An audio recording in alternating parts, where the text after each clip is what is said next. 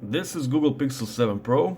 It came out at October 2022, and I think it's interesting to see how it holds up now at beginning of 2024. So let's just go through basic specs. You have huge 6.7 inches LTPO AMOLED, 120 Hz, HDR10 Plus, goes all the way up to 1500 nits. Resolution is 1440p, and it is covered with Gorilla Glass Victus. So decent enough, decent display, maybe even at the top of the line display. As for the CPU, you get Tensor G2, so it's a Samsung made, Google designed processor.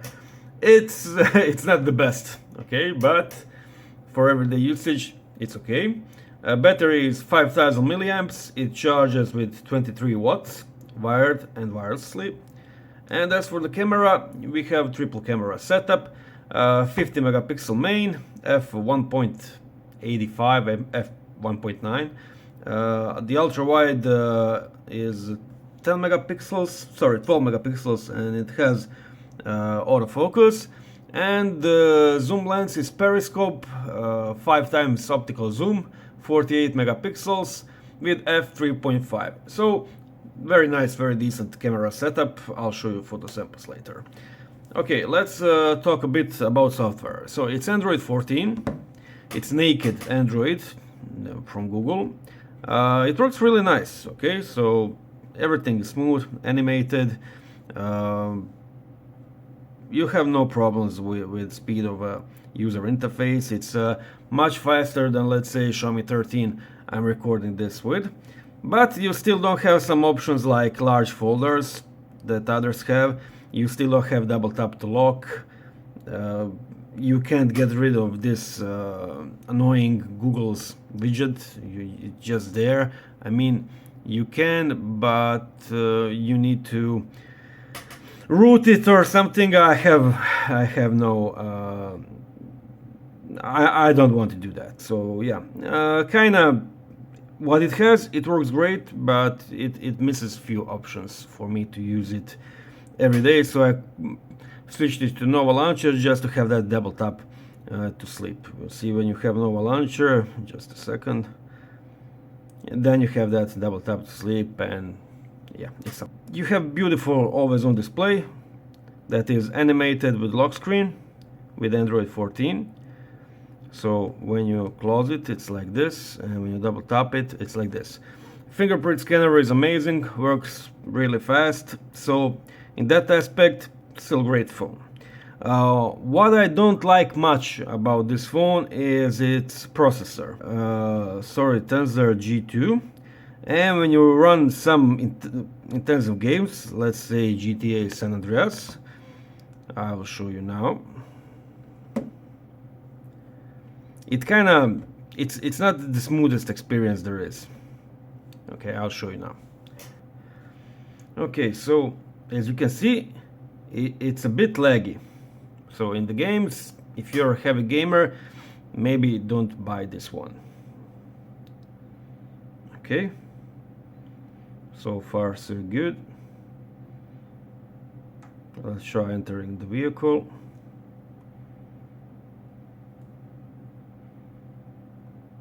Yeah, you can see those little lags, stutters. I mean, it's nothing too bad, but for premium class phone, you would expect premium performances. If I run it on any phone that has Snapdragon Gen 1 or Gen 2, you will get much better performances than this one. But yeah, for casual gamers, it will be really nice. Okay, so much of gaming. I'll show you the battery now. The battery is actually really good.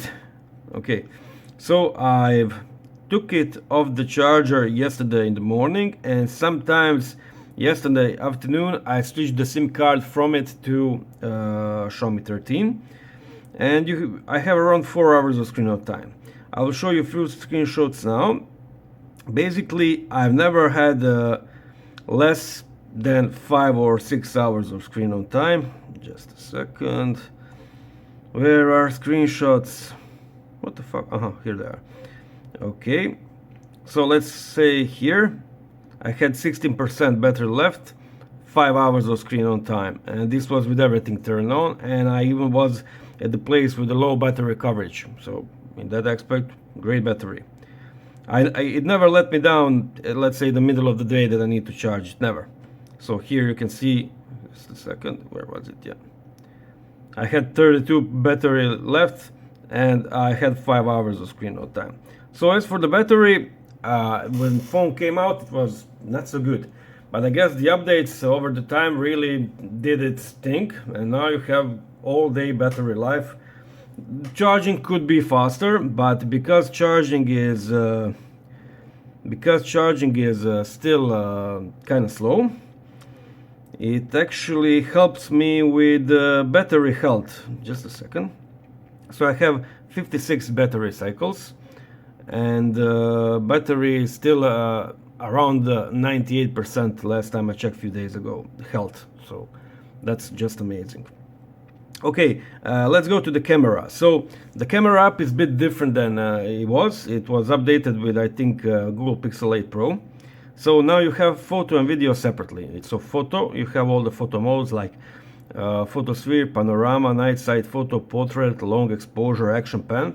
Okay, and when you go to video, you have also pan, blur, video, slow motion, and time lapse. So I'm not the biggest fan of SGcam user interface. I think it's kind of messy. And when we are in photo mode, when you used to tap here, then you could switch controls like shadow and brightness. Now it's here, so they kind of changed that. Unfortunately, there still is no real pro mode or ability to shoot in 50 megapixels.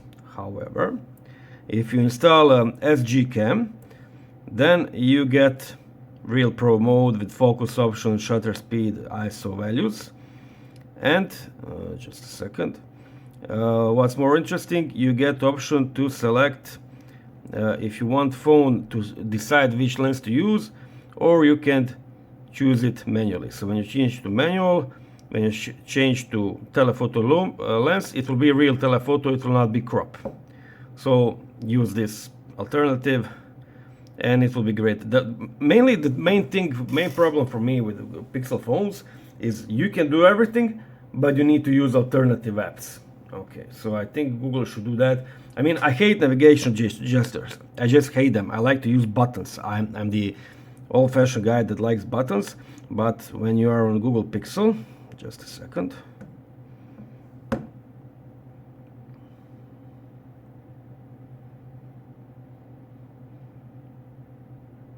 So when you switch to 3 buttons navigations and when you go to settings, you cannot replace the back and menu. And let's say any other phone, I can have even cheapest Xiaomi's for like $100. I can have a back button on the right side where it's normally for me to be. So yeah, let's talk a bit about photo and video quality. So I have a few photo samples to go over through, and my kind of opinion of this camera is very positive. Okay, I'll show you a few photo samples, we'll go into it. Okay, first one, we have 5x zoom, and the focus one on the nutcracker. And you can see, even at this distance, in this poor lighting, you still have kind of background separation, so 5x lens is actually quite good. Just a second, why it doesn't show... exif.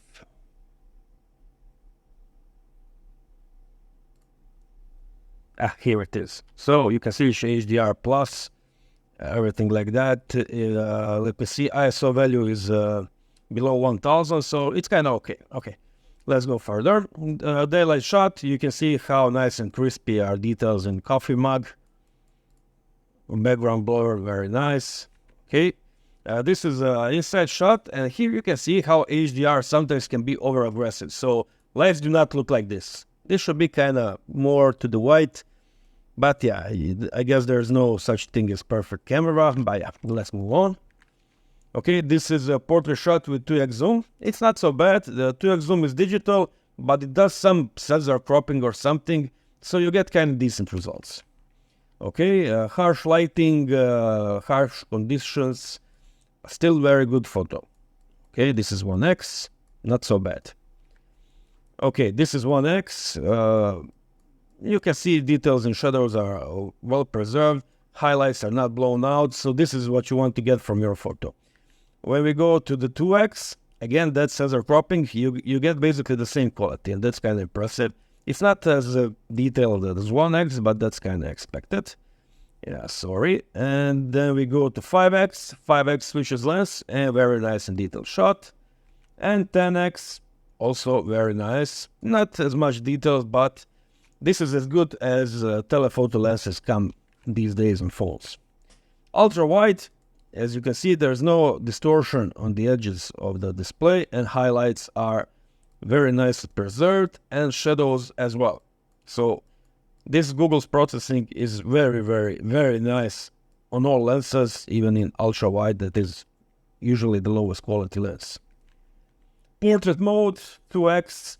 Separation is not perfect, but you get that nice detail on objects. So yeah, you can use portrait modes on almost everything on this phone. 5x shot of the car in a garage, very bad lighting. Some natural noise here, not the sharpest image, but as I said, I don't know which telephoto lens can do better than this one. Shot with ultra wide, I believe, just a second. Yeah, you can see f2.2 here. Macro mode, it automatically activates on camera, so very nice. Portrait mode 2x, not as much details as I would like to have, but then again, it's not the real 2x lens, it's just crop on the sensor, and if you look that way, it's very nice. Okay, this is night. These are laser lights from, it's not the portrait from air, but you can see stars. Not the sharpest image out there, but for everyday usage, good enough. Okay, very nice controls of artificial lighting. I know some phones that will just be messy all around. You have a little bit halo here, but the rest of photo is really nice and can be used for processing. Harsh conditions yet again, and again, details are here. Highlights are kept as good as they can be. Just texted the local restaurant. I ate big pizza. Again, portrait mode with 5x lens. Very nice. I mean, you have to consider these are kind of very harsh conditions. So if you consider that, very nice details. I personally not use the phone that can do this good camera. So yeah. Okay, few shots, sharp. Nothing is blurry as expected. Again, harsh conditions. Very nice quality. Not the best, I don't know, like say Xiaomi Mi 10 Pro with that huge sensor with 27 megapixel would do better, but it will probably have problems with focus, with highlights, with everything, but in details would be that better. But if you look at the entire picture, this is actually really, really nice. Okay, this one I took on the road from the car driving. As you can see, it's not that bad at all. Okay, I have one more like that. Yeah, same thing, 5x shot from the car. We were going like 50-60 kilometers per hour, so not too fast, but it's okay. Yet another one, you can read everything, you can see background. Some very decent and capable camera. Here I was impressed how good its HDR worked. So here everything was in shadow, here everything was blown up, highlights, but it kept everything. It kept details, it kept shadows. Highlights are not overblown, so very, very impressive camera setup. If not for anything, this phone is good for photo lovers.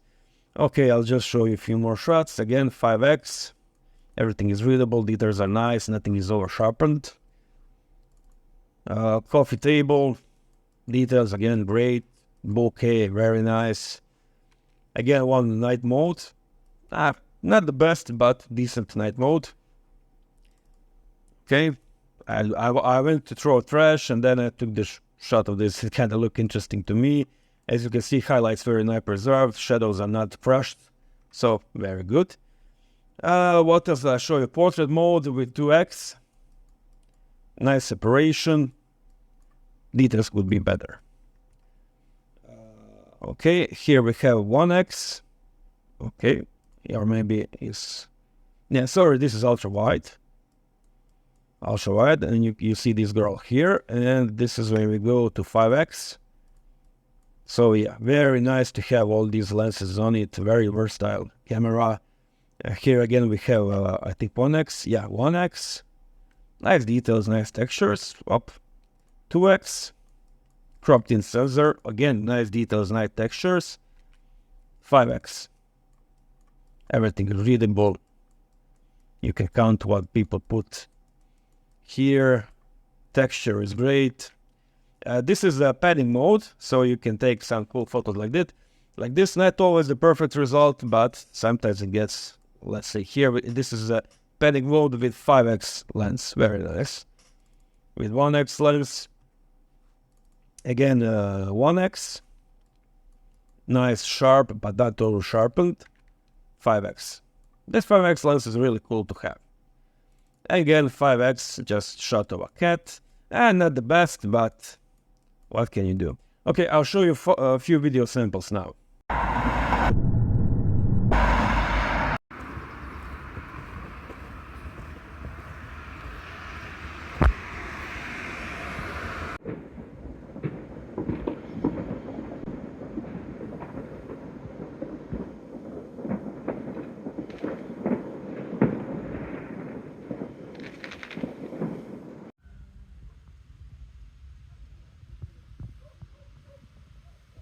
So to conclude, this phone will get you throughout 2024 no problems. It's not the best for the heavy games, but for its screen, software and camera, it's very good for most of the people. And now you can buy it for like 500 euros used with 128 gigabytes of storage. So yeah, if you don't game that much and you need decent camera and everything else, yeah, go get it.